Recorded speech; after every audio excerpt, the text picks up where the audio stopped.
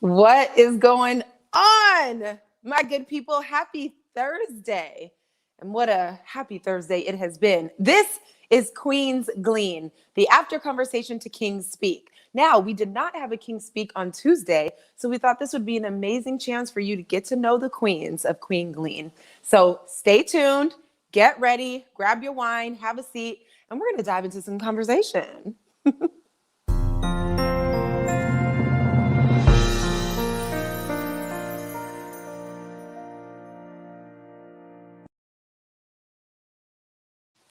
That never gets old. I love that little intro. I'm so proud of it. Welcome to Queen's Glean. This is the after conversation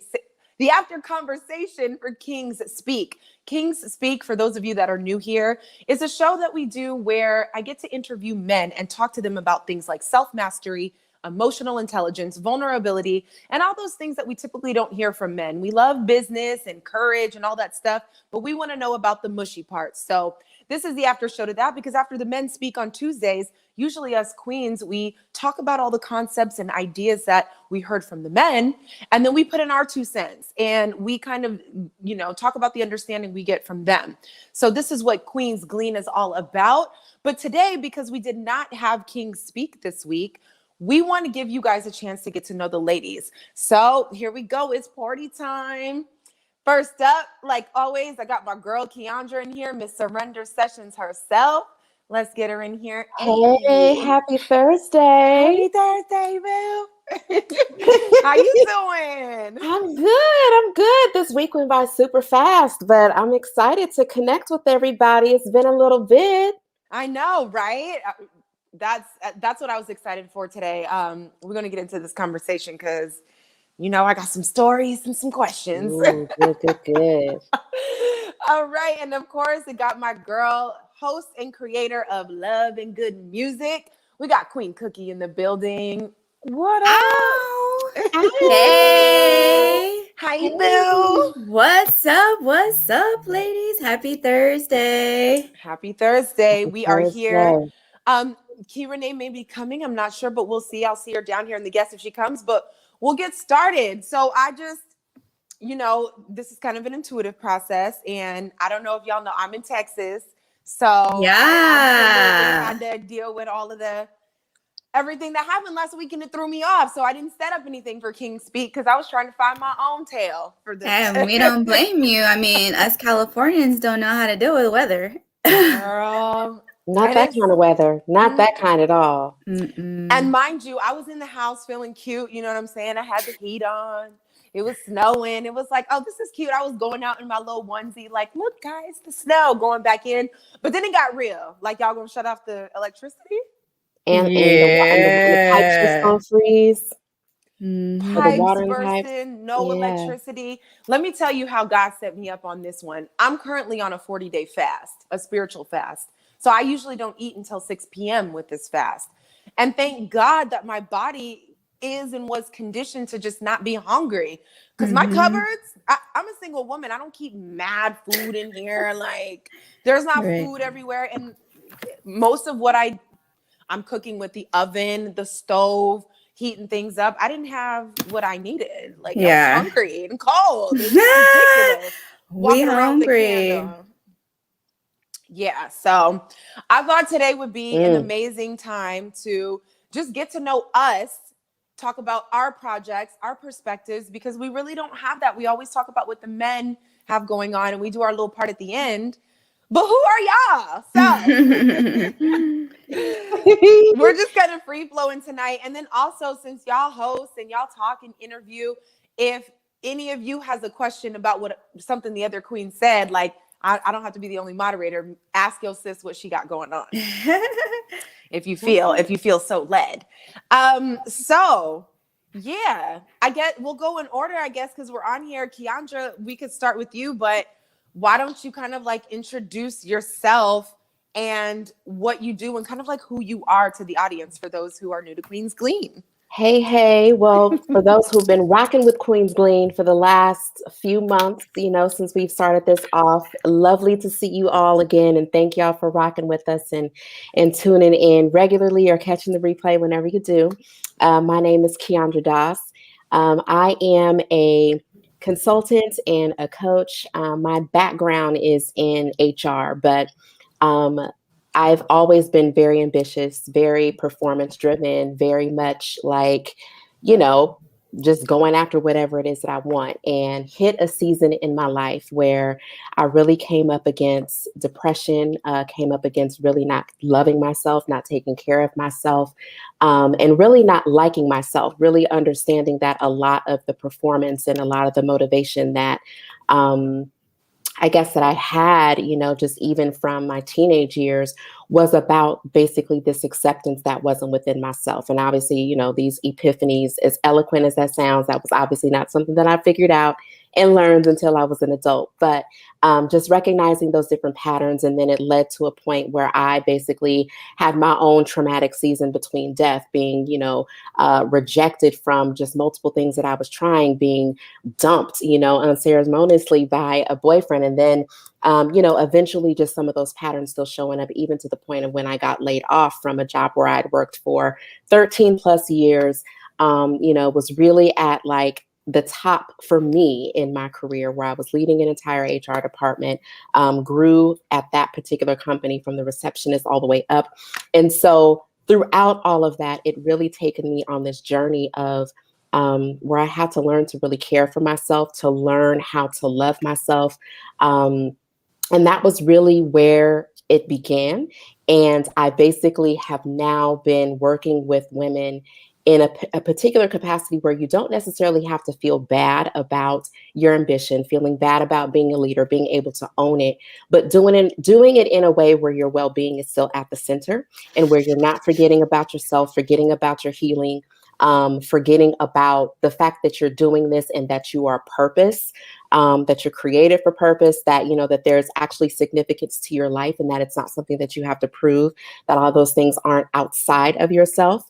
And, I think just through my journey, a lot of that led to an event that was created, which is basically a safe space for professional women. That's a lot like me, called Surrender Sessions. And through that journey of surrender, it really it's just continuous. It's not something that is a destination. It literally is a journey, and it's just been constant. And so through my journey of surrender, and through just even creating that event, because it was really one of the first things that I did as an entrepreneur, it's basically just led to just creation of all these different things, and me being able to own my voice, setting boundaries, but also lending my HR professional experience with the coaching and with the things that I'm learning, with the healing and the spirituality, and just bringing all those things together and just converging them into just an experience of just overall well-being. So in a big nutshell, I love that It was a big old nutshell, but it was a good one. That's a full little nutshell. No, I love it. It's so well said. And I love that you shared the journey. Just a really quick shout out. So I hope I get this right. Is it Zanade, man? In the chat, but we're going to share in our trending on social a post that I saw she posted that got a lot of traction. And so we're going to talk about that, but she's in here watching. So hello. Cool. But yes, Keandra, that's amazing. And I think it's important that even us, we know more about each other, where we come from, our journey, because it really shapes our perspectives. And all of the stuff that you went through has everything to do with everything that you're doing, whether it be relationships, friendships, work, the stuff that you're creating, these conversations that we have, like you said, we might look cute, fun, and speak a certain way, but we've been through some things, some things where we've had to scrape ourselves off the floor. Okay. Yeah. I've cried so much where I've like literally thrown up, this journey is insane, but I think it's valuable to know that we sit here who we are today because of all that stuff, and despite of all that stuff, and through all that stuff, for and sure, what we're creating is coming through a deeper knowing of like who we are on so many levels. So it's just so powerful. I'm so proud of you. Like, I've gotten to see you since to be honest, I met Keandra before Cookee, but it was the same year. I think we got a 2016 thing going. Oh, I love it. Team So, 2016. yes. Man, that year. Oof. That year for me came from a prayer I made in 2015. I was like, Lord, I feel like a locomotive, but I'm on the sand. I need to be on the tracks. I got the energy, I got the this. It's just like, but what is not working here? And then, the story unfolds from there. So before And I what get a into story it is. man, even just from the last 4 years, like, yo, really? Um, so thank you for that. Queen Cookee, let us know something. Who are you? What do you got going on? Yes. Hey, everybody. And shout out to Zenaida. I think Thank that's how you. you say it. Zenaida Yes, in the thank chat. you. Hey, girl. Um, I am in a similar journey as Keandra. I think my life took some dramatic changes, dramatic turns that I wasn't expecting. I mean, not that you can ever predict life, but there was some pivotal moments in the past 3 to 4 years of my life that led me to the journey that I'm on now, because it broke me down too. It broke me down to a place that I never want to go back to. I was in a similar space as her, a depression that I felt trapped inside, I couldn't get out of.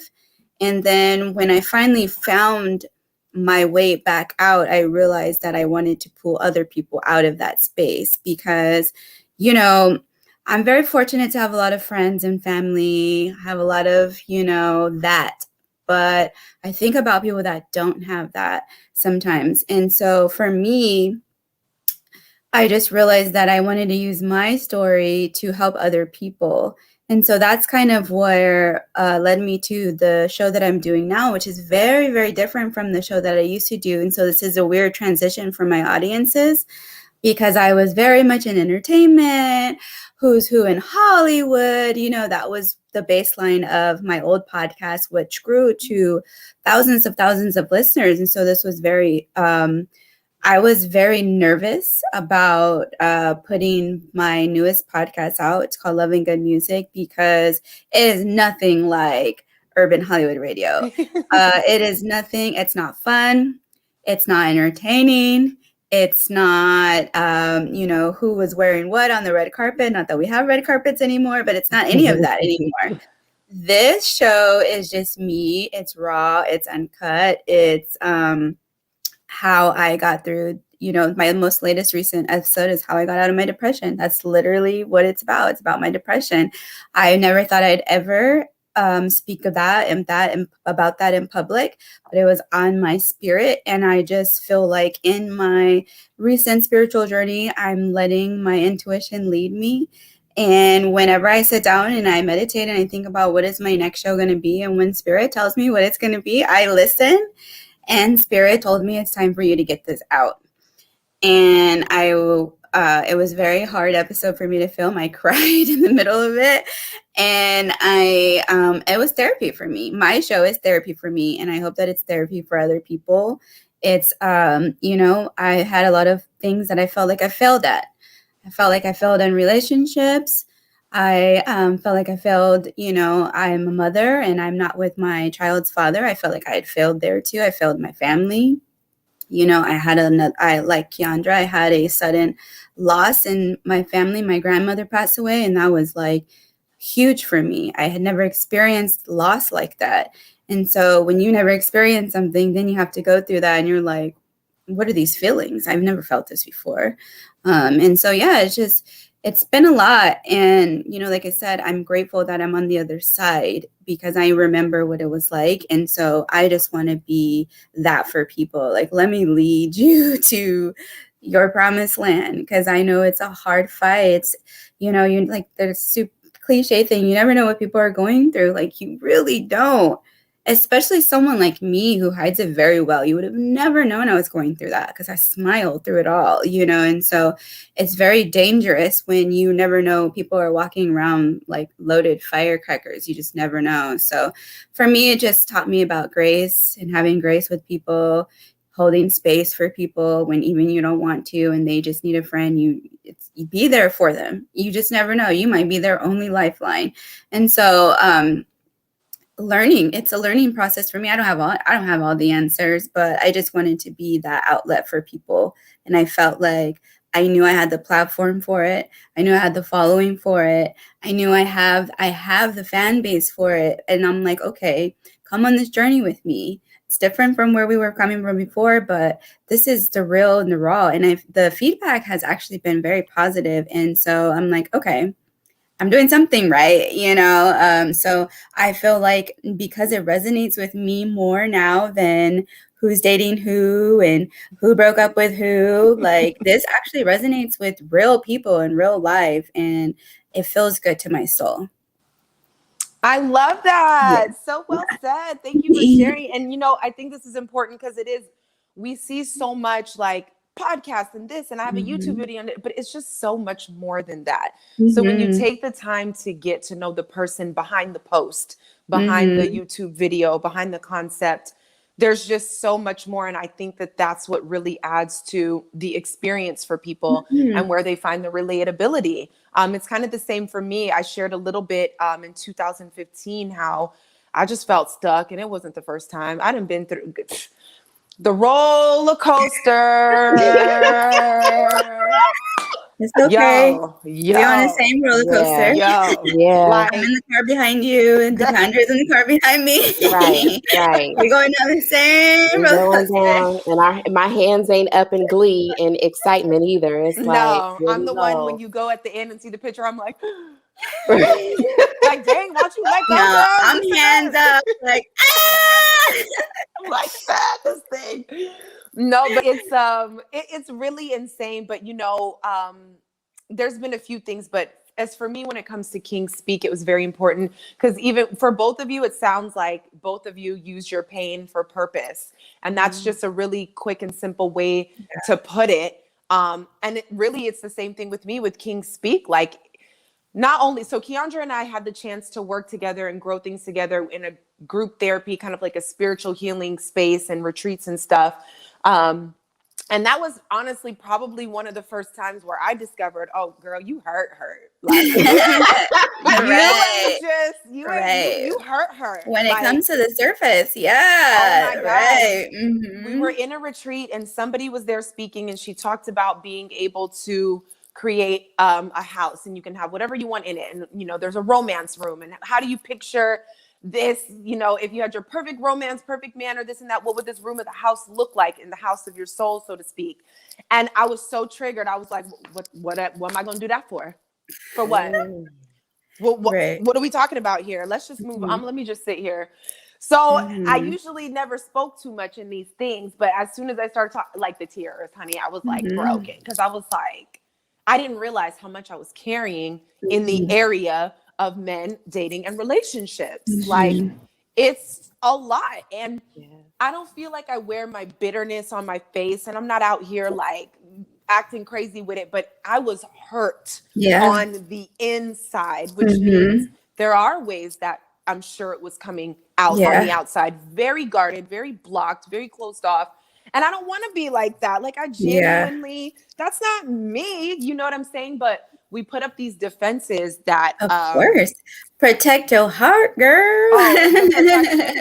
It was just done. It was like, oh, you got a brick wall, a firewall. You got 45 people outside with rifles. Then you got you got a moat. You got so it National Guard over that heart. I'm saying, it was just ridiculous, because I was like, oh yeah, what you're not going to do is get to me.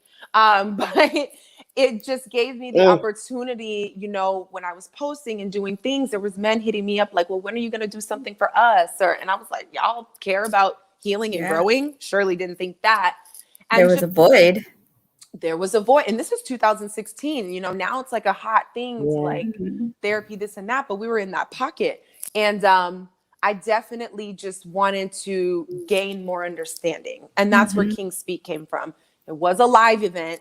I wanted to do a round table. We only had one, where it was scotch tastings and dinner, and just to hear the men speak, like men that I wasn't dating, men that weren't trying to say what I wanted to hear, men that weren't, And it turned into this. And I know personally, I've learned so much. I've gone through a healing journey, but to add to that, learning about how these guys think, how to navigate, how to move around.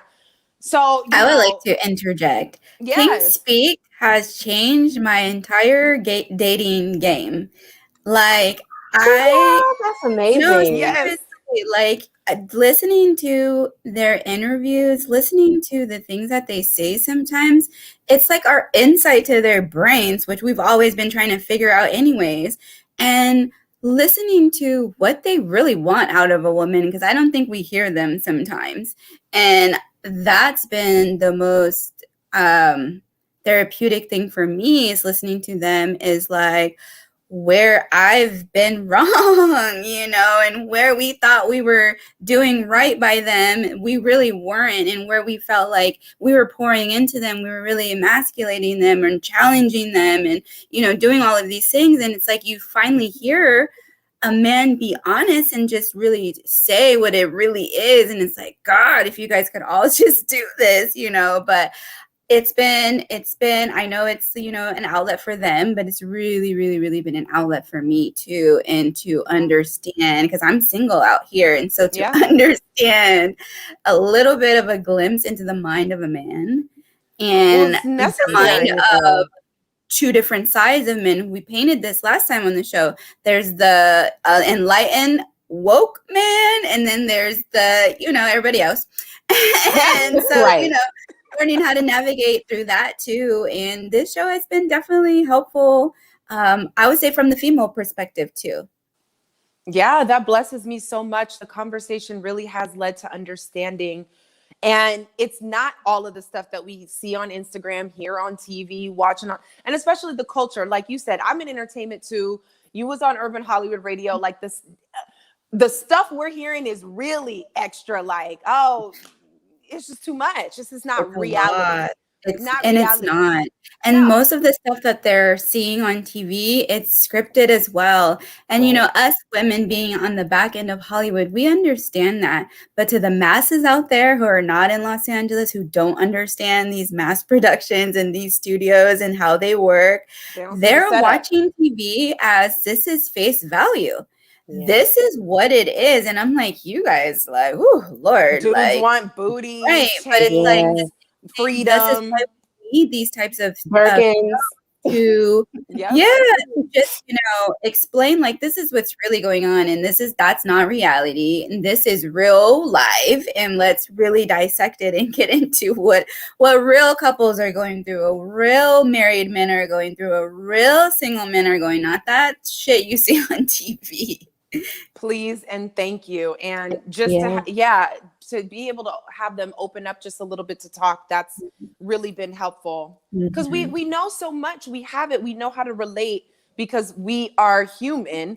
But it's just like understanding the little parts about what they are looking for, what they desire, how they think, the way they were raised. Okay. And actually taking into account like, wow, these men were affected by things. Right.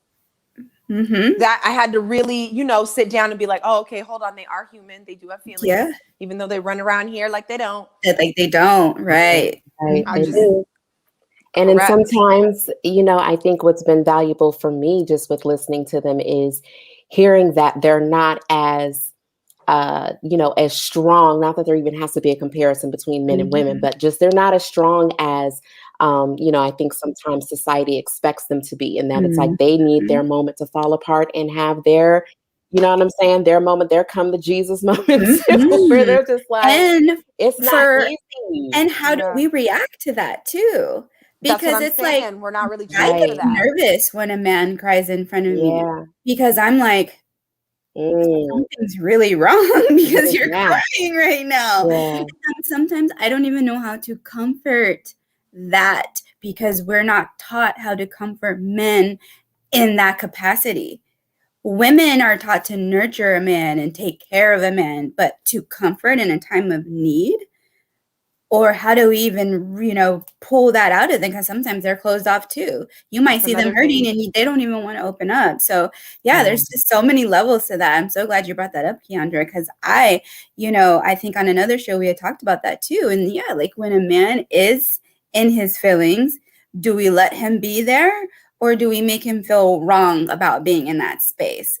Some women do. Some women are like, get up, be strong. You're not supposed to, because that's how a lot of people were raised. Men, and a lot of times they get that. Don't cry. Don't do that. And it's not serving anyone to train them up to be that way. Because then, like you said, we wonder, like, when something is wrong with you, why don't you talk to me? Why don't you? It's like, what words does somebody who's never been allowed to speak have?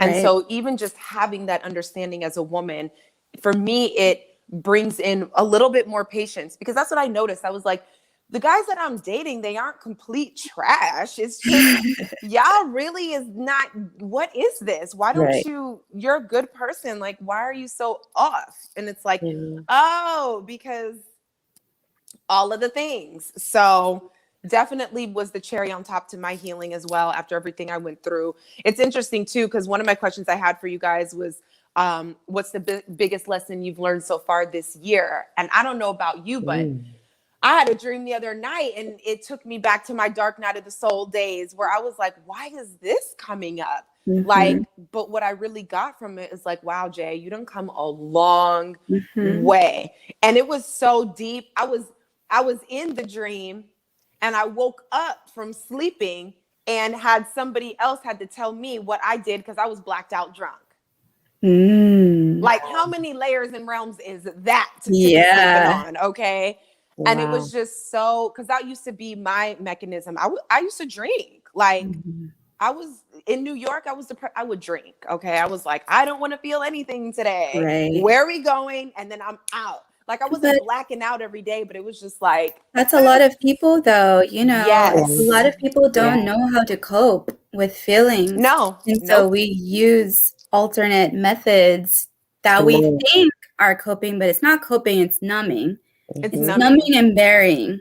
Yep. You're not really facing it. You're like, let me just go get high, or let me go just get drunk, or let me go have sex. It's a lot. Let me go eat. It's different for other people. But then at the end of it, it's like there's still that emptiness. And so you go keep doing it again, because you find pleasure in those things.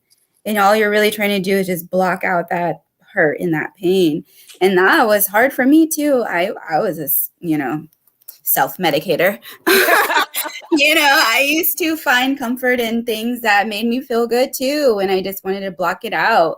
And it's when you have to come to face those terms. Those are hard. Nobody ever wants to look at themselves in the mirror and say, do we know to? You're wrong, or you shouldn't be doing that.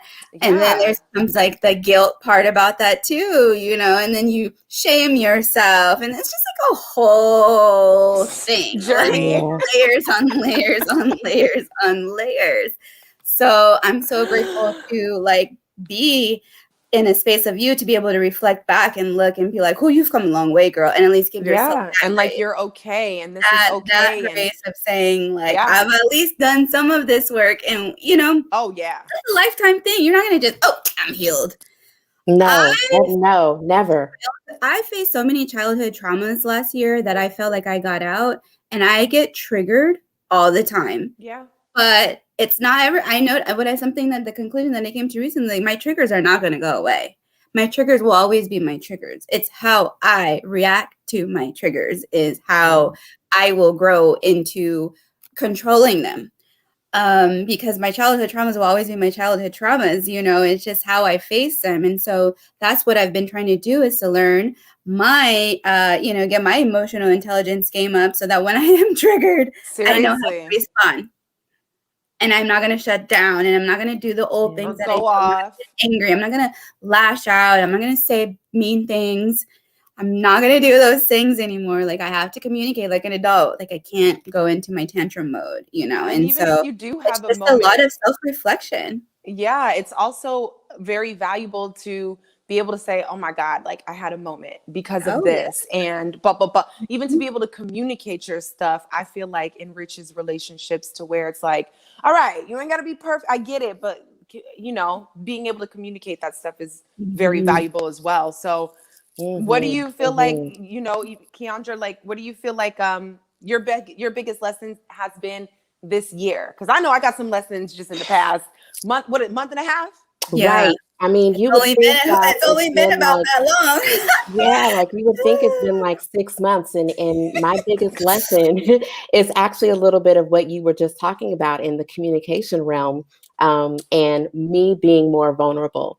That has been the biggest lesson that I have learned over the last month and a half. We've kind of talked about it a little bit in previous episodes, but just Mhm. my awareness of, and even what you were saying, Cookie, like the walls, that were up, and my awareness of it. Like I always known that I've been, more private, and can put on the poker face, can do what it is that I need to do, but that doesn't serve you in every area, and it definitely doesn't serve you in a relationship. And Mhm. being able to like have a different ear that's tuned to what a man is saying in a man's heart, and being able to even express myself in my relationship in a different way, not coming from the place of reacting, or, you know what I mean, but really trying to understand a little bit better, and then explaining my feelings differently, and just having to like speaking up for myself and communicating it vulnerably.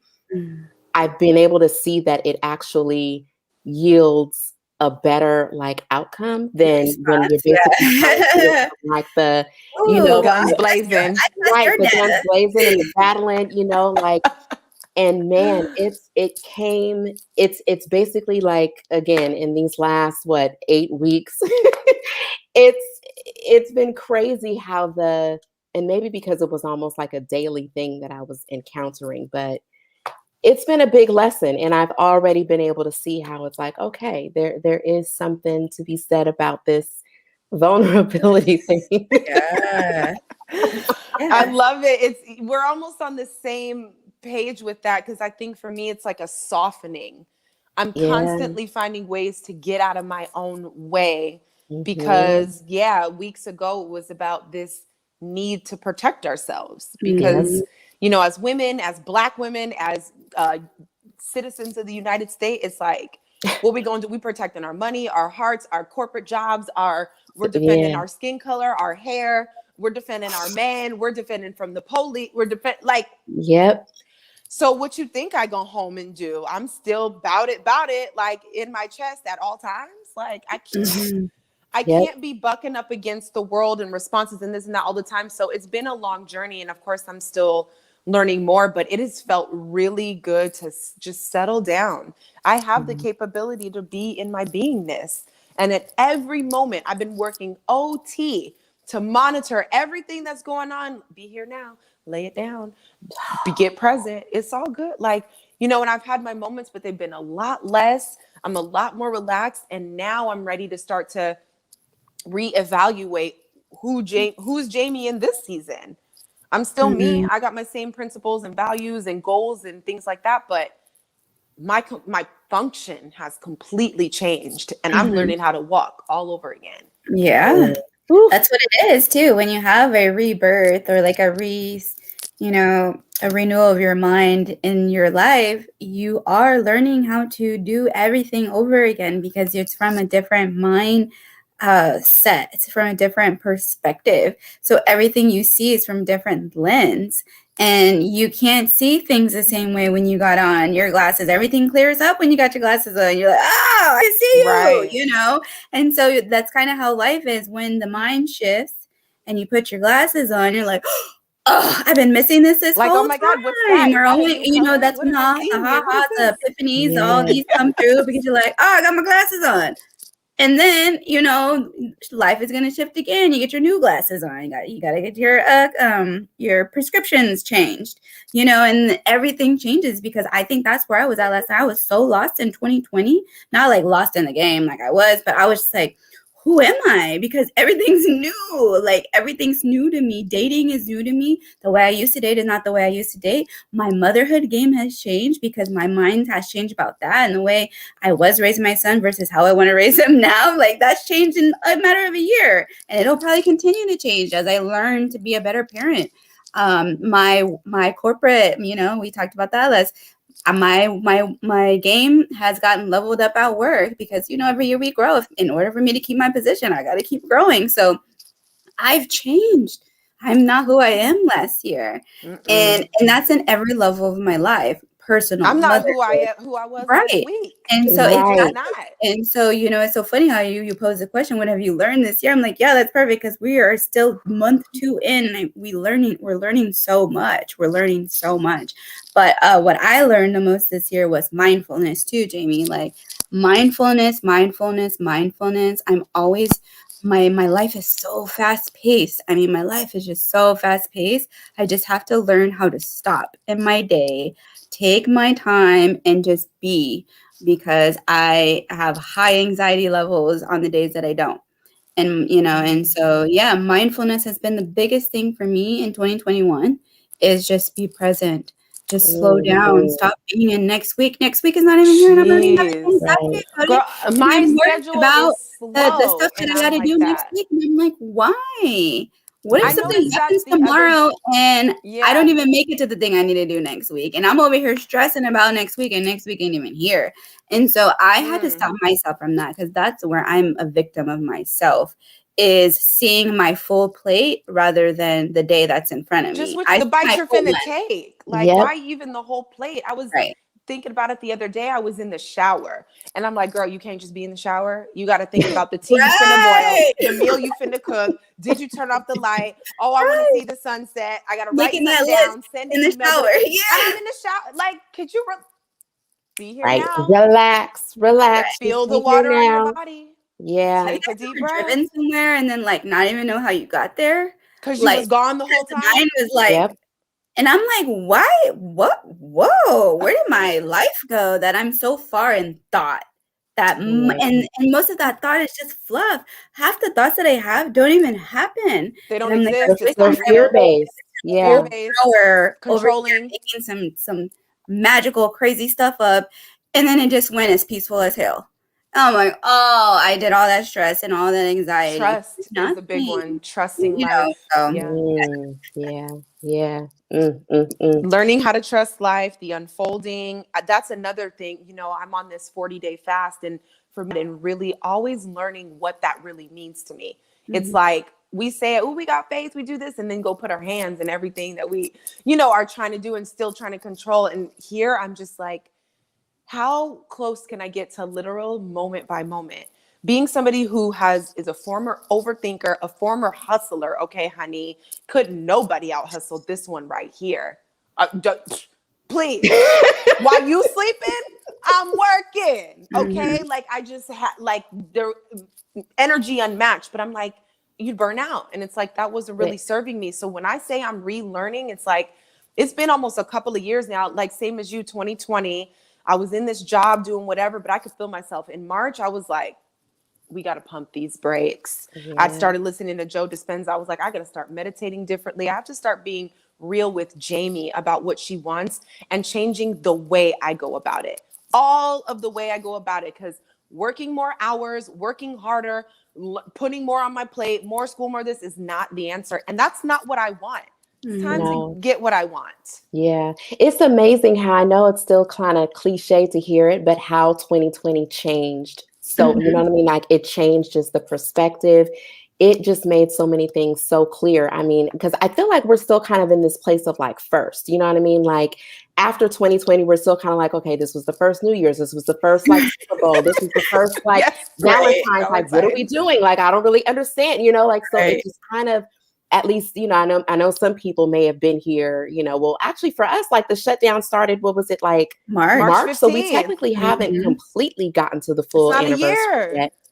But, like it's not even quite a year yet, but there's so many things where it's like because of the way that we've been living for almost a year and just what was exposed and what we've learned about ourselves and how we were able to see things that weren't working and wasn't sustainable. And then even just for me, like how the quality of my life has actually increased. You know what I mean? It's just like I'm now going into a lot of the things and being able to reflect like, wow, this time last year, I was in such a different place just mentally and Mhm. physically and financially. And I mean, just spiritually, just so many things were different. And being able to see how this year in particular, like I'm really, I would say, like really intentionally integrating how I want pieces to actually continue. You know what I mean? Like Mhm. that slower pace is a Oh, real it's a thing because that dream. it's a dream, and like not being so like focused on like next week and next year. And I mean, because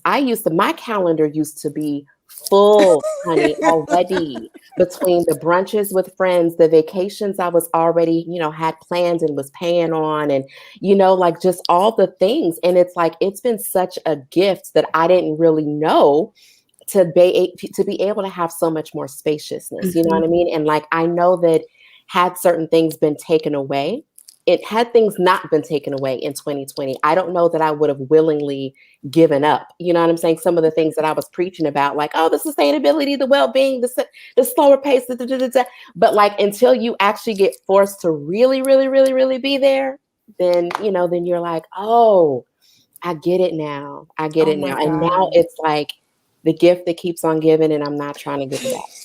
Oh, now this is new. We in a new way of life now. Oh, yeah. There's nothing that's going to make us go back, and that is the gift. And that is such a way to see the beauty in the chaos. And this is why we can't buck up against things that look like they're going wrong so much, because what's going wrong could only be introducing what's going to be going right. So I'm here for it. So with that being said, I think we kind of touched on it, but how are you guys going to stay out your way this year? How are you going to keep out of your own way? What do you have any modalities in place? Any books that you're reading? Any ideas or mantras that are reminders for you to, it's really our ego. And I don't want to just have this whole conversation about crapping on the ego, but the ego, really does do a very sorry job keeping us safe from change, feelings, anything that just feels different from what we're used to. So, how are we going to stay out of our own way this year so that we can get everything we came for? So for me, it was definitely about having the right people around me, because I feed off of other people's energy.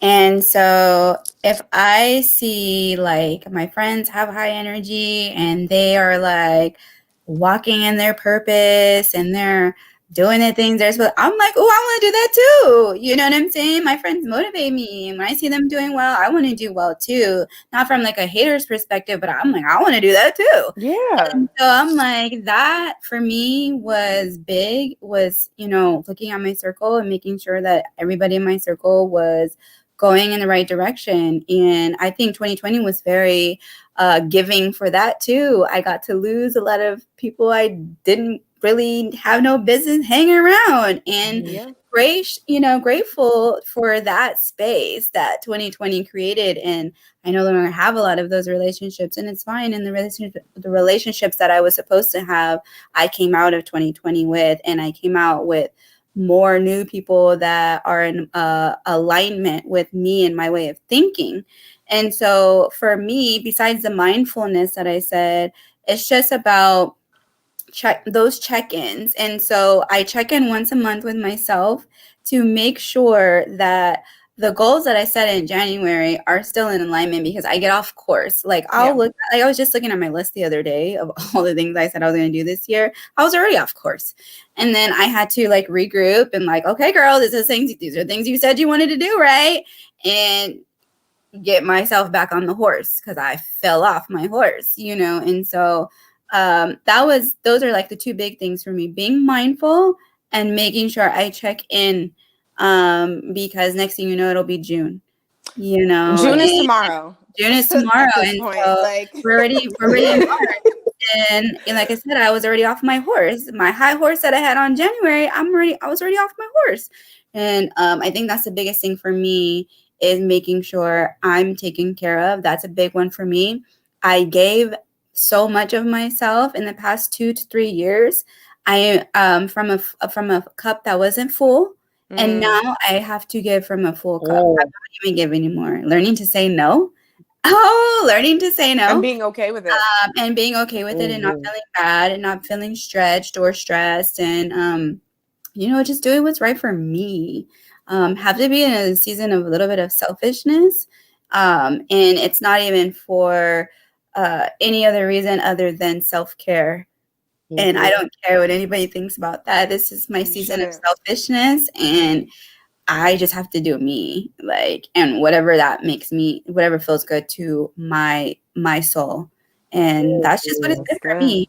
That's good. That is very full, girl. And I see Crystal McLeod in the chat. Look at me. I'm trying to play with putting the little chat on the screen.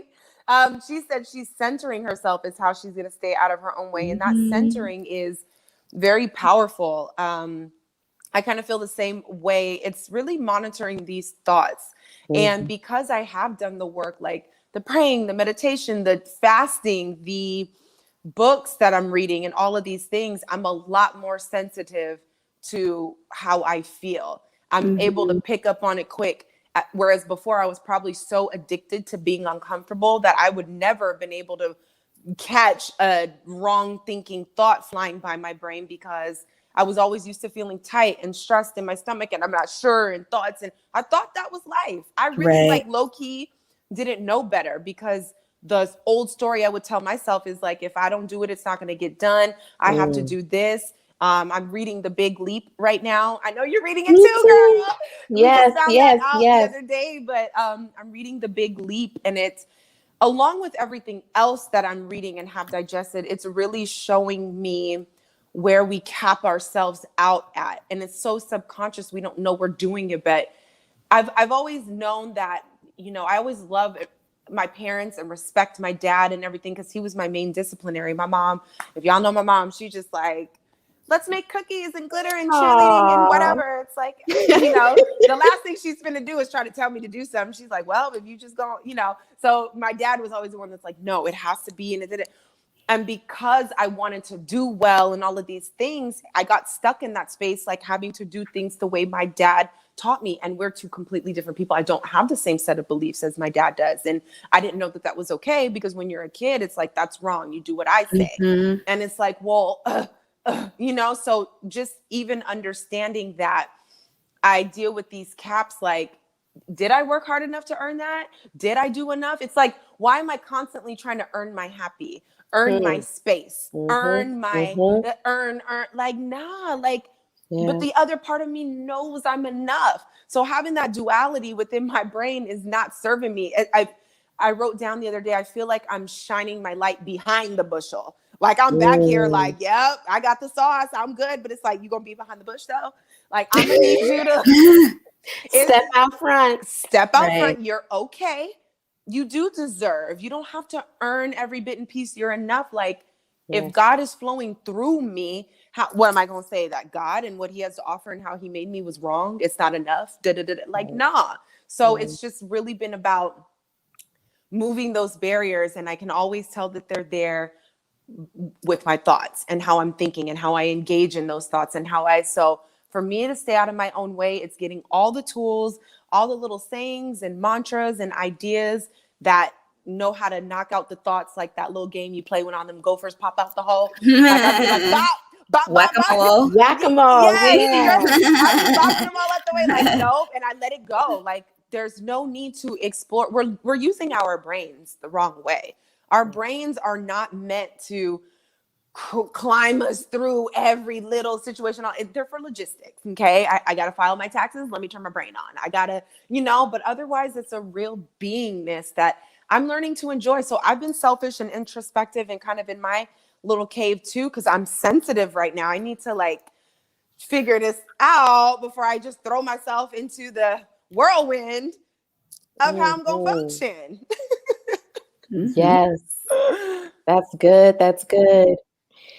Yeah, no, though I was gonna comment on because yes, I'm rereading The Big Leap. The Big Leap. Actually, I read it 4 years ago, maybe for the first time, and I feel like now, you know, it's kind of similar to you, like because you know I've been doing some of this work, you know, for a while on myself. That it's now time to go deeper, or that, you know, it's like I need to go into a different dimension of this. And so I just basically picked it up just kind of intuitively, like it was just on the floor of my bookshelf for some reason. It wasn't even like There we Yep, there you go. go. By Get y'all the Keandra. big leap Oh now. my Get y'all the gosh. big I lead. need to tell you guys something. One of my Get it. colleagues gave me that book 2 years ago and I haven't even cracked it open. Well, here's your sign. There you go. There's I your know. I'm sign. like, There oh is your damn, I'm sign, bringing up this sis. call. I better go start reading. Yes. I But like, literally have it and I haven't even opened it. yeah, like, and I mean, it was gifted to me and I didn't read it Right. immediately the first time Yeah. either. But once I read it then and it was like, okay. And then, there were just some things that that came up in therapy for me. And then again, like I said, I saw it on the floor, of my bookshelf. And so I was just like, you know what, let me just reread it. And it's just been so good because I'm able to digest it from a different lens and see it Wow. from a different Mhm. perspective. And I think one of the main ways that I'm going to stay out of my own way, a lot of what you said, Jaimi, really resonates with me. But one of the biggest lessons is for me to continue to advocate for myself in a particular way, which I guess is being in the present moment and maybe being vulnerable. But I was always the one that would like bend and fold and do what worked for the other person. Like, it's like, even though I would be mindful of myself, it was like, I'm like, well, let me just be flexible and okay. Like, and it's like, no, this year, like, you're stepping in a deeper way of advocating for yourself. And so I think for me, that's kind of staying out of my own way because it's going to prevent me from feeling a certain sense of like, what's the word that I'm looking for? Not regret, but like, it'll come to me. It'll come to me. But basically continuing to advocate for myself. My prices are higher. Like if something's not going to Come work on. for me, it's just not going to work for me. And being cool with it. And being cool with it and being cool with it and like in meaning it. You know what I mean? Like, and I have had a certain sense of selfishness, but again, it's a deeper selfishness and not in a disrespectful way or anything that's, meant to like hurt someone's feelings or Of offend course. them.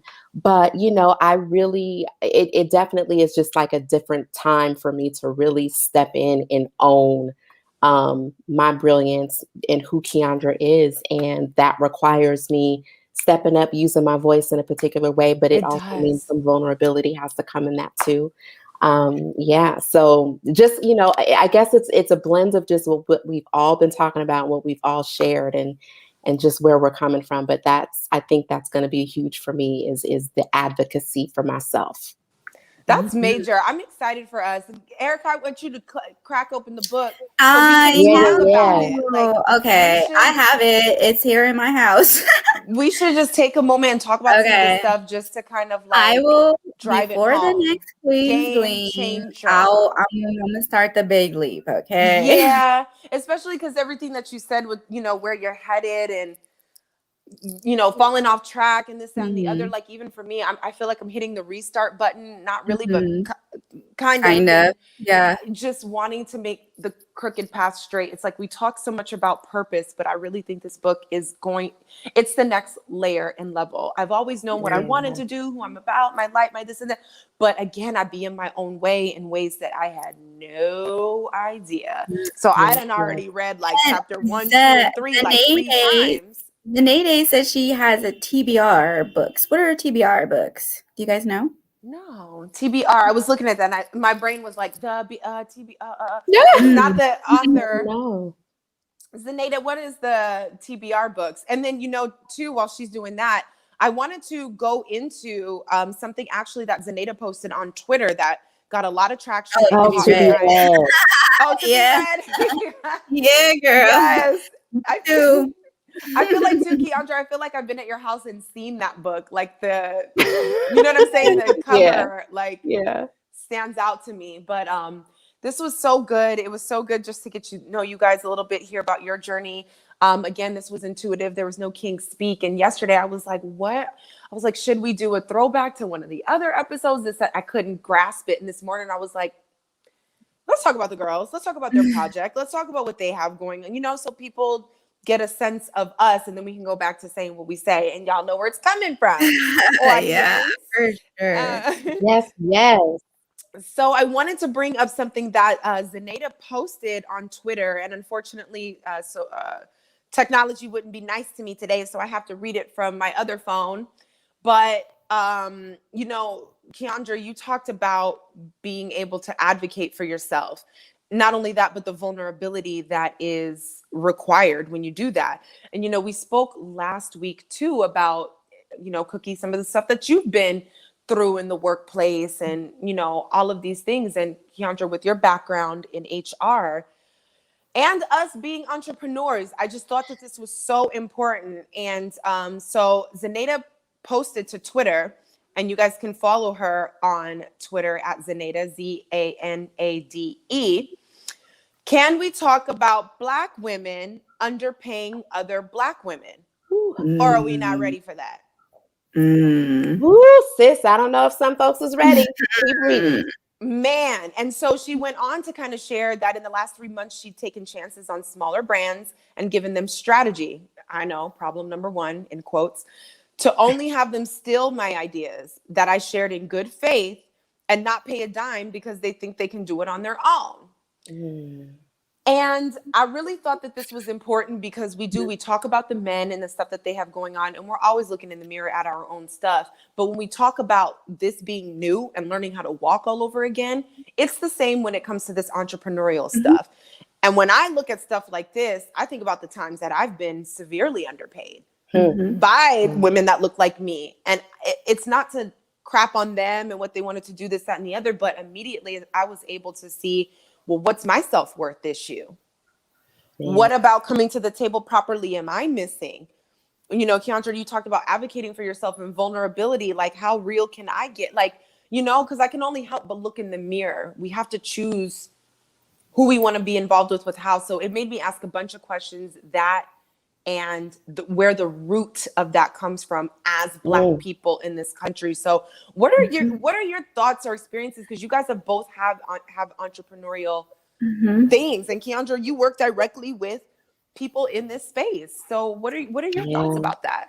Yeah, it's really interesting because, you know, I have so many thoughts. You know, one, you know, unfortunately, just as Black people, you know, we tend to be conditioned to believe this crab in a barrel type of a mentality type of a thing, right? So rather than believing that we actually have something unique and that there's value and that we don't have to be in competition and pitted against one another, we tend to be, I don't know, like it's just this competitive thing where it's like if I tug somebody else down, then basically that's the way to elevate myself. And you know, unfortunately, that robs us, you know, of a lot of our own authentic moments to really shine.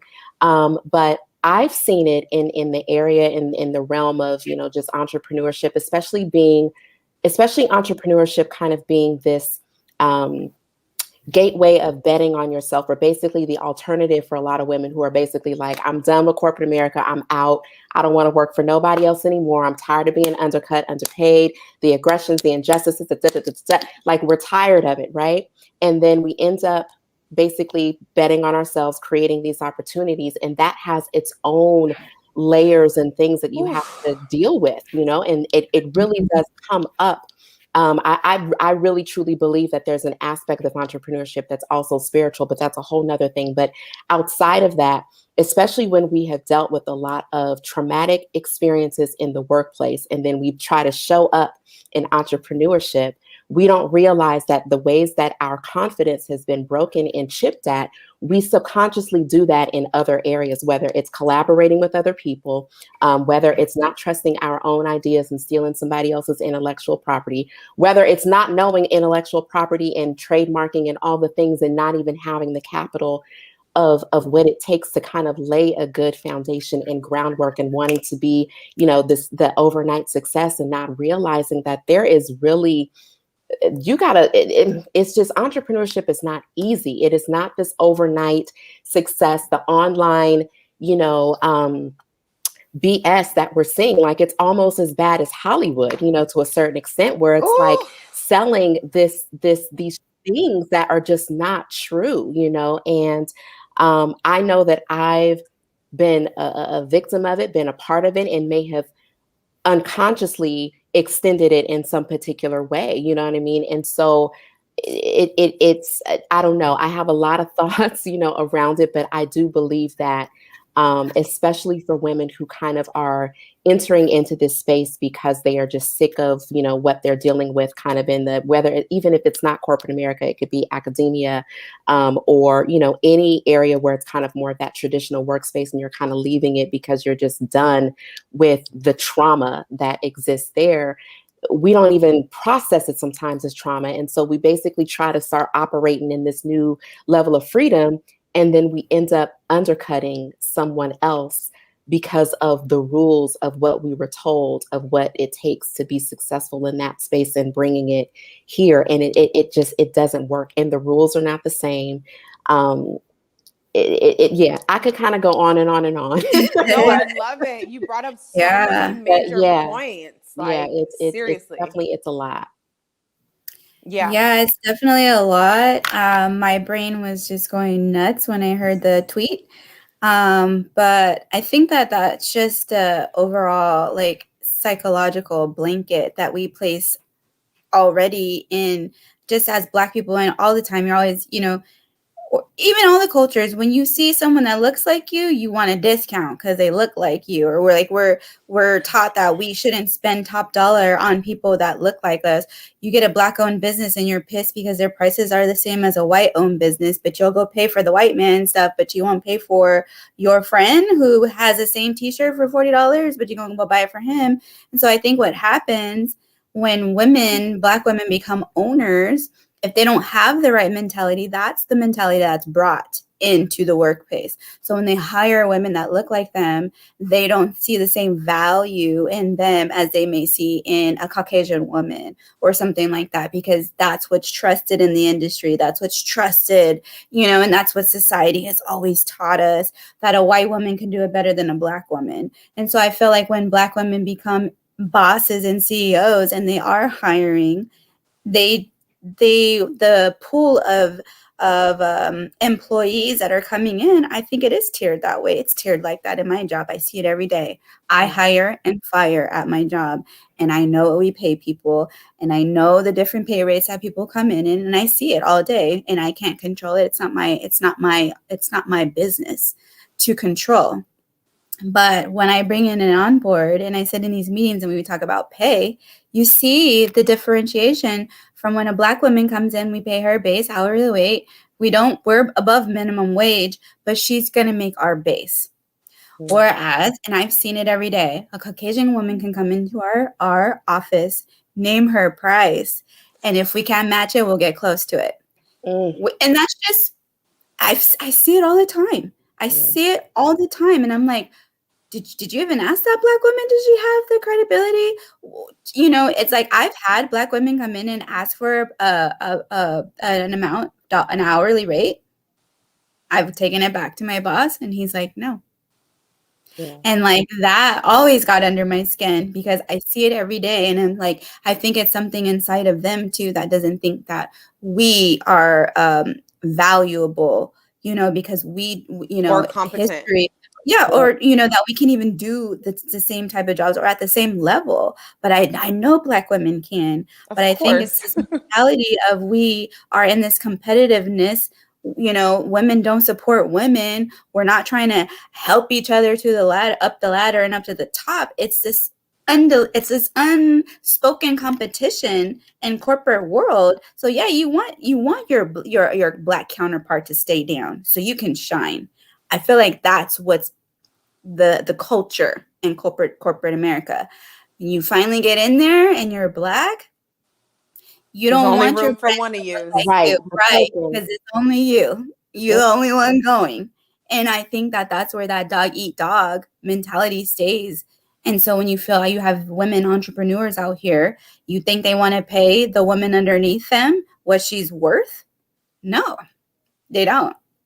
They don't. Unbelievable. Fear that she's going to come up on top of her, and it's sad. It's but like I said, it goes super deep. There's society issues there. There's men and women differentiations there. There's probably colorism in there. There's educational levels and opportunities that are not afforded to some. That is in there. That's just like a loaded ass question. It was super loaded. We could have did the whole show about that. I'm telling you, and you guys brought up such great points. Like, we probably will need to continue to sprinkle this in because we're seeing so much.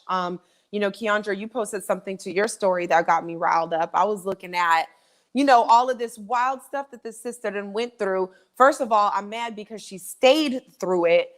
Second of all, it's like people really have the audacity to, like you were saying, Cookie, treating you down here, not matching pay, blah, blah, blah, whatever that aroma is in the air because of being African American in this country has permeated the minds and thoughts of all of us, white, black, Latina, like everybody. And it is keeping us in a perpetual state of that crabs in a barrel type of a feeling. And for what? When it's simple. If you're qualified, you're qualified. If you're doing your job, you're doing your job. But to put somebody through all of this hell and treat them like crap, and to the point where they have to leave, to me, is just the weirdest thing. This woman, I wanted to pull up her post, but I couldn't find it anymore. But she done went through being talked about, being reprimanded, just all of this stuff that makes no sense to somebody that comes up to do their job. And what we don't understand is this affects our romantic relationships. This affects our relationships with our children, our friends.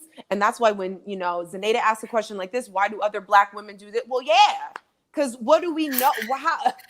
What do we get a chance to learn and know? And it's the same reason why I have Kings speak. And it's not to give anybody as an excuse, but it's like when you're raised a certain way under a certain ideal with we have to make a conscious effort to break that and change it. And we got to do it. Black women, we got to do it. Yep, we do. We do. And I know that there's a lot of us that are, you know, learning along the way and doing the best that we can. So I hope that nobody's receiving this as like, oh, well, you know, I'm just getting started and I have to be at, you know, like some particular high level or whatever in order to have certain type of collaborations or to be fearful of even collaborating with, you know, with other sisters. Because I've had so many beautiful experiences and collaborations. I mean, Jaimi is literally, I could go on about that, but she's like literally like my doula, I guess, if you will, like when it comes to my business.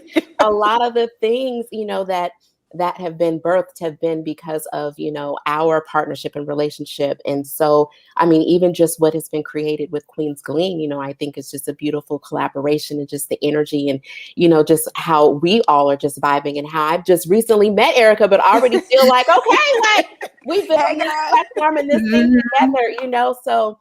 We live in the same city, can't even go out to meet. Right. Can't even go together for a drink.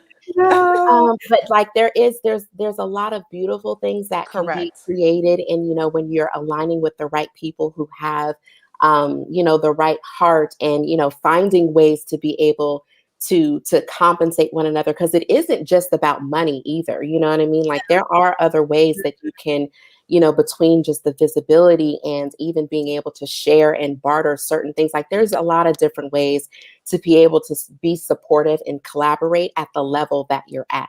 And also not having to only aspire to people who are like way up here, who have been in their journeys for, you know, much longer. There are ways to still have some valuable things and content and things created at, you know, with your peers, you know. So I don't want it, you know, I wanted to glad you said that. Not discourage anybody, but you know, there is a lot of brokenness, let's just put it that way, a lot of brokenness that we're seeing, you know, out here, and in a mean girl, you know, kind of a undertone too, in a lot of spaces where there should be more empowerment. So and you're on and on.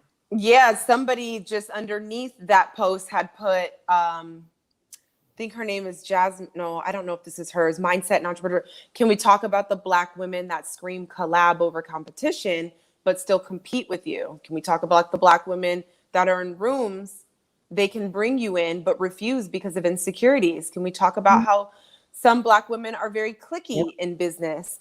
And again, this isn't just to be like, obviously, Black women. We are Black. Yeah, women. no, So this is all our culture. This Let is me our tell you, I am one of 3 Black women in my job, and I'm not received well in my corporate space because I work. It's so crazy because I'm half Mexican, but the majority of my office is Mexican. And it wasn't until they learned that I was half Mexican that they started to even look my way, be nice to me or anything, because it didn't matter who I was because I was a Mexican, like, to them. And then the minute they found out my mom was Mexican, oh, the whole game changed. The whole game changed. Now I was accepted. Now they speak to me every day. Now they smile and laugh, oh, hee, ha, ha. And then it was even more crazy when I got promoted because now I'm the boss. So then it was like, oh, now I'm your boss, Right. So you got to definitely be, I don't look at color anymore just because I'm not going to say that I didn't. I used to. There was definitely a space in time where, color was very real to me.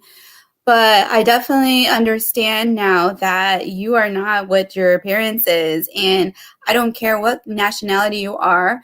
You can Or you what your name perform at a high is. level. I want you on my team. That I want my team to win. I don't give a damn what color I you don't look care if your like. name is So LaQuisha. What your resume I look like, exactly. feel like LaQuisha? the department that I'm building now is colorful. The people Great. that I hire now are colorful, and because now I'm at the table now. Like I'm not one of those women hating. I just hired 2 Black women within the last 3 months because I need more Black women in this office. Yeah. And it's not me just being, they were they had the skills. I didn't just hire them because they were Black. But yeah, when I saw 15 interviews, and all of them were white and 3 were Black and the 3 were qualified, I did go there first. Because I was like, But I shouldn't don't you care. like go with Yeah. who's qualified? Like, More color in my office. Yeah. And they were just as qualified as the other women. And I had to pass on the other women because guess what? That never happens to them. But Black women get passed on all the time. And so finally it's me at the table. And I'm like, if I have any type of power, I'm going to see my people. And I want to see my people rise. I don't feel like me hiring 2 Black women in the last 2 months hurts me. I feel like it helps me in my business. correct. It I helps love bring that. that, and so, I Mhm. my mindset, you definitely have to get to that because when you're at the bottom though, that's when I feel like the competition is the heaviest. But it's like, And how then can we change that narrative though? Because Keandra, you talked about this, so much of it being spiritual. And that's what I keep getting, because it's like, if God made, and I understand not everybody believes in God. However, somebody made everybody different. Okay. So if you're not going to be bold about who you were created to be and realize you are in a lane all your own, that's when all that other stuff. I've always loved to rise above wherever I'm at. So in corporate, or whatever the case, it's like, I can't tie my value and my worth to how y'all think, because I don't think on that realm. I am Yeah. Jaimi Alexander, sweetie. So what we really gonna do here is I'm gonna use this to where Jaimi is going, because God has a plan for me and Yeah.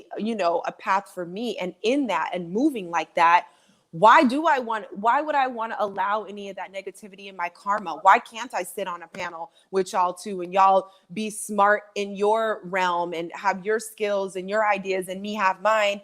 Great. We make a great team. Like, it, why would I, you know what I'm saying? So it's just Yeah. like, it's about the love, but I guess it is an inside job where you have to see that Mhm. that way, without all the noise of the marketing that we're getting, your experiences, your trauma, what the white man said, with the whoever fired, with the Yep. clear all of that out.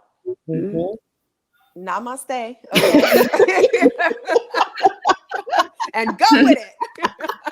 yeah, girl. It's real because it is an inside job because unfortunately, those environments in most professional spaces breed sameness. So if you are not, again, like we talked about before, the standard for profession is a white man. So if you're not doing certain things that measure up to that, then you know what I mean, then your value is basically not seen. And unfortunately, a lot of people don't have a sense of significance or even know how to get to it without their job being a part of their identity. And so when you can actually build up a strong enough version of you and understand your own authenticity and your significance that is whether you have a job or not, or whether you have this job or not, like then those are the things that I think that can help you stand out, but also withstand, being able to be in those environments and not be intimidated and use, those positions as a place of influence and power, like you are, Cookie, there was a post of, an HR person who was discouraging people with, ghetto names. And I'm just kind of like, you're in a position to actually be able to influence some hiring manager that is looking at this resume. Who cares that his name is Deontay or whatever it may be? You know what I mean? And Like he you named still have himself that. His parents did that. and That's not to his mention, parents it's did like, that. why are we judging people and completely canceling them? And, and maybe because my name is Keandra, it already is ethnic. So I understand. Right. You get it. I Keandra. understand, you know what I mean? Like the thing And of you like are the being HR passed manager. over, and I am the HR manager, but it's like understood, and obviously Cookie understands it too. Like I'm in a position where I can influence, and sway the decision of someone who is ultimately going to hire this person. So let me use it for good. Let me actually, show and be the model and example. Like, hey, these are some people that you need to consider, rather than just writing them off and being afraid of the judgment or whatever, that may come. Like there's power in that comes with being able and to be in those positions. And so, not making it an all kinfolk and kinfolk type of thing, but it's unfortunate. Which is another thing, that was mentioned. No, but she's so right. And like, even when I did bring on these two onboards, they're doing amazing. And so that's what I wanted to showcase. Like, I want my boss to see, look at these Black women doing an amazing job. The women that you never wanted to hire, the women that I hired, because now I'm in the space to do so. So I just want to open his eyes too. He's set in his ways. And so, just being able to bring diversity into the office and show that other races, and it doesn't have to be Black women, other races can do the job. They're educated, they're smart, they can do these things. We just have to give them a shot. Imagine like if nobody gave me a shot, I wouldn't even be where I'm at. You just have to give people a shot.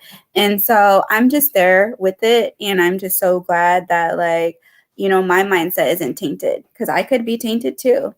I could be up there like blocking Black women from coming into my workplace. Yeah, because too. So I'm super glad that like my mindset is like, nah, I'm gonna pull us up. And the reason why I do so is I need an army in there. I want them to have my back too, So I'm like, yeah, come on, sister, I got you. What did you want? What were you making at your last job? Okay, I'm gonna match that for you. Give her what she's worth, empower her. My employees that I empower, they work the best for me. Of They will do course. anything that I ask because I come through for them. And that's basically, the best thing you could do for them is to gain their trust. So you gain someone's trust by giving them an opportunity.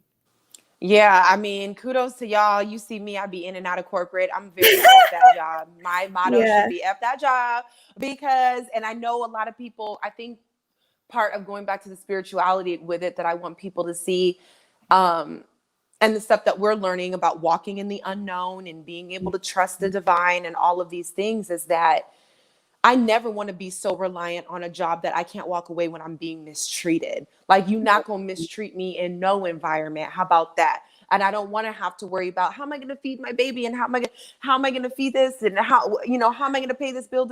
We know the bills are real. We know all of that stuff, but how about it can we be about taking the reins of our own life? Because no job that I ever walked out of, first of all, any place I ever left, it wasn't the same after I left. Okay. Because I bring the sauce, number one. Number two, it's just like I'd never not been taken care of.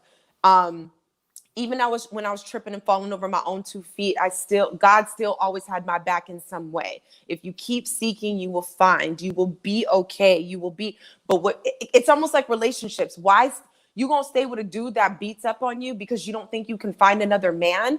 No, like we can't allow our mental and our hearts to go sit in somewhere 8 hours a day and be abused. Whether it's I used to work in Orange County, like, y'all talk one way, but you come to my desk, what's up, girlfriend? And I'm like, hi.